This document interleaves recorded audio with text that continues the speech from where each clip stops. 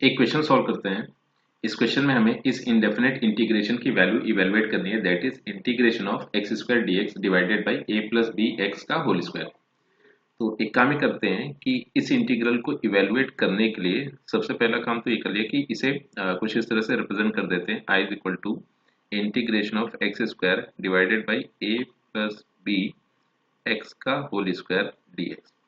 फिर फर्दर एक काम ये कर ले रहे हैं कि a प्लस बी एक्स को अज्यूम कर ले रहे हैं t, और इसे इक्वेशन नंबर वन कह देते हैं। तो अब फर्दर हम एक काम ये करेंगे कि ये जो इक्वेशन नंबर वन आई है, इस इक्वेशन नंबर वन को दोनों तरफ x के रिस्पेक्ट में डिफरेंशिएट कर देते हैं। तो जैसे इक्वेशन नंबर वन को दोनों तरफ x के रिस्पेक्ट में डिफरेंशिएट किया, यहाँ पर a and b constant given है, तो a का डेरिवेटिव तो अपने पास जीरो हो गया, देन b कांस्टेंट था तो इसको बाहर रखा और x का डेरिवेटिव हमें वन मिल गया, एंड t का derivative with respect to x हो गया dt बाई dx। फिर फर्दर एक काम ही कर सकते हैं कि dx से क्रॉस मल्टीप्लाई कर दिया एंड b से इस तरफ क्रॉस मल्टीप्लाई कर दिया, तो dx को लिखा जा सकता है one by B times dt। And जैसे ही गिवन इंटीग्रेशन में इन सब्स्टिट्यूशंस का इस्तेमाल करेंगे तो गिवन इंटीग्रेशन कुछ इस तरह से लिखा जा सकता है, i is equal to integration of. अब हुआ ये था कि a प्लस बी एक्स अपने पास t गिवन था, तो फर्दर इसे थोड़ा सिंप्लीफाई कर लेते हैं। तो यहाँ से bx के प्लेस पे t माइनस ए लिखा जा सकता है, फर्दर x के प्लेस पे t minus A divided by b लिखा जा सकता है। तो यहाँ पर किया ये कि ये जो x गिवन था इसके प्लेस पे लिख दिया t minus A divided by इसका whole square and divided by a plus B X अपने पास t गिवन था तो ये बन गया टी स्क्वायर, देन dx के प्लेस पे लिखा जा सकता है one by B times into D T. तो अब गिवन इंटीग्रेशन कुछ इस फॉर्म में आ गया। फर्दर इसे और सिंप्लीफाई कर लेते हैं, तो आई को लिखा जा सकता है इंटीग्रेशन ऑफ टी माइनस ए का whole square divided by B square और into T square, then multiplication में वन अपॉन बी गिवन था। फर्दर इसे लिखा जा सकता है I is equal to and यहाँ से अगर हम देखें बी स्क्वायर ये गिवन था, बी ये गिवन था डिनोमिनेटर में, एंड बी कांस्टेंट है तो वन बाई बी क्यूब को इंटीग्रेशन के बाहर लिख लिया। फिर फर्दर ये हमें मिल रहा है टी माइनस ए का whole square divided by t square d t.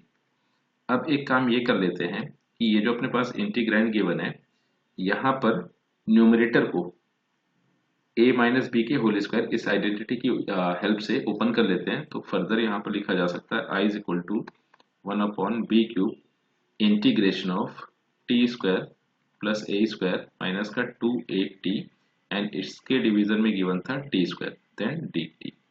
अब फर्दर एक काम ही कर लेते हैं, i को लिख लिया one upon b cube then integration of. अब यहाँ पर करेंगे ये कि ये जो टी स्क्वायर था, t square a square and two a t पर डिस्ट्रीब्यूट कर देते हैं।